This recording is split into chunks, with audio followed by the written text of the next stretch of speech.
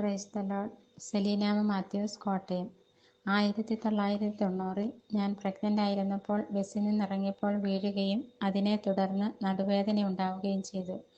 1999 two വീലറിൽ നിന്ന് വീണ് disc prolapse ഉണ്ടാവുകയും വലത് ചെവിയുടെ കേൾവി നഷ്ടപ്പെടുകയും ചെയ്തു. അലോപ്പതി മരുന്നിന് ശേഷം കുറയാതെ വന്നപ്പോൾ ആയുർവേദം, ഞവര, കിഴി എന്നിവയിലേക്ക് തിരിഞ്ഞു.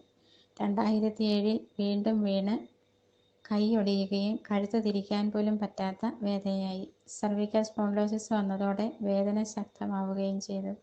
2008 ചിക്കൻഗുനിയ ഉണ്ടാവുകയും വീണ്ടും വേദനകൾ വർദ്ധിക്കുകയും അലോപ്പതി മരുന്നുകൾ തുടരുകയും ചെയ്തു. 2013 വീണ്ടും വീഴുകയും ഇടതുകാലിൻ്റെ ലിഗമെന്റ് പൊട്ടുകയും വേദനകൾ കൂടുകയും അലോപ്പതി മരുന്നുകൾ തുടർന്നു പോരുകയും ചെയ്തു. ഇതിനു ശേഷം സന്ധിവാതം ഉണ്ടാവുകയും അലോപ്പതി മരുന്നുകൾ കൊണ്ട് കുറയാതെ വന്നപ്പോൾ നേച്ചുറോപ്പതിയും ചെയ്യേണ്ടി വന്നു. എങ്കിലും വേദനകൾ പൂർണ്ണമായും മാറിയില്ല. പിന്നീട് 5 മിനിറ്റ് പോലും നിവർന്നിരുന്ന് ജോലി ചെയ്യാൻ പറ്റാത്ത വിധം ശരീരവേദനകൾ കൊണ്ട് പൊളയുകയായിരുന്നു.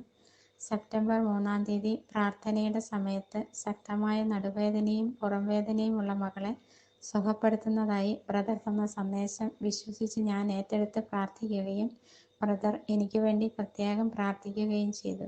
ആ പ്രാർത്ഥനാ സമയത്ത് എൻ്റെ ശരീര തണുപ്പ് അനുഭവപ്പെടുകയും പൂർണ്ണ രോഗസൗഖ്യം ലഭിക്കുകയും ചെയ്തു. യേശുവേ സ്തോത്രം, യേശുവേ നന്ദി.